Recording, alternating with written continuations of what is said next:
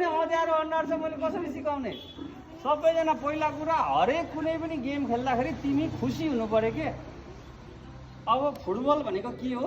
पहिला कुरा फुटबल भनेको आएर ड्याङ्की ड्याङ ड्याङ ड्याङ ड्याङ गोल हान्नुलाई फुटबल भनिँदैन है फुटबल भनेको इच्छा के भन्दै थियो कि एउटा केटाले टिमवर्क सबैले खेल्ने हो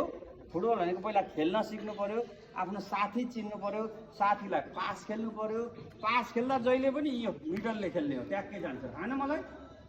सिधा जहिले पनि यसरी ट्याक्कै है अनि के गर्ने ट्याक्कै टिभीसँग एउटा जुत्न आउँछ एउटा यहाँ जानु पर्यो प्लेस बनाउने क्या फुटबल भनेको ओके ठाउँमा ट्याक्क ट्याक्क ट्याक्क प्लेसमा निस्केर खेल्यो भने गलिँदैन पनि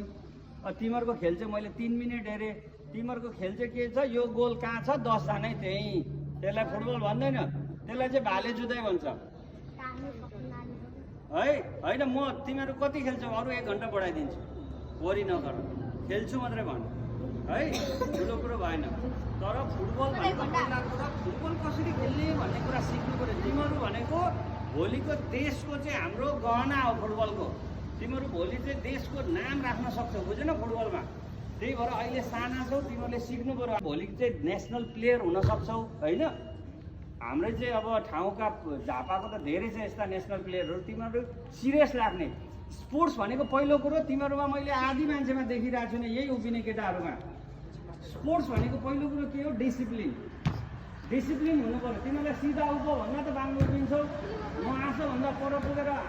उता पुगेर फर्केर हाँसिरहेको हुन्छौ जिस्किरहेको हुन्छौ अब त्यस्तोले चाहिँ के गर्छौ तिमीहरू मनोरञ्जन मात्रै हो भोलिको दिन फुटबलमा माथि कहीँ पनि जान सक्दैन बुझ्यौ अब तिमीहरू एज अ सिरियस भोलिको दिन फुटबलरै हुन चाहन्छौ राम्रो फुटबल खेल्न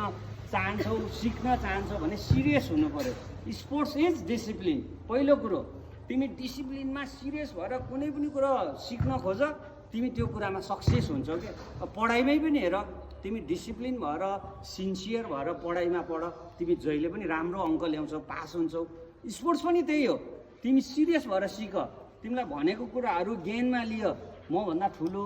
अङ्कल काका मेरो गुरु या मेरो दाईहरूले के सिकाइरहेछ भन्ने चाहिँ लिनु पर्यो तर तिमीहरूलाई अब तिमीहरू त बच्चै छौ यो कुन चाहिँ अङ्कल आउनु हो हामीलाई भाषण दिनु हो भन्ने सोध्छौ होला भाषण होइन तिमीलाई मैले तिमीहरूलाई अहिले भनेको कुरा लियो भने पछि ठुलो भएर बुझ्छौ ओहो त्यो अङ्कलले मलाई भन्नुभएको थियो यो कुरा रियल रहेछ भनेर पहिला कुरा फुटबल सिक्नु पर्यो है कसरी खेल्ने भन्ने कुराहरू हो ल अब एकजना सिम्पल है आऊ एकजना आऊ मसँग यहाँ ऊ एकजना हो भनेको यी 5 जना आउँछ डिसिप्लिन त यहीँ छैन अब त्यहीँ हो अब यो बल म दिन्छु ल हो कता हो अब हान त मलाई हो अब हनाइ नै भएन उगायो उगाउने होइन कसरी हाने यहाँ अरे यो मिडलले ट्याक्कै हो ल ल नेक्स्ट अर्को नेक्स्ट हाल रोक भनेको हाल्यो तिमीले नेपाली बुझ्नु कि इङ्ग्लिस पहिला रोक्ने रोक अब हान मिडलले है सिक्नुपर्छ एकैचोटि जाने हो त तिमी त फेरि मेसी रोनाल्डो अहिले भइहाल्यो नि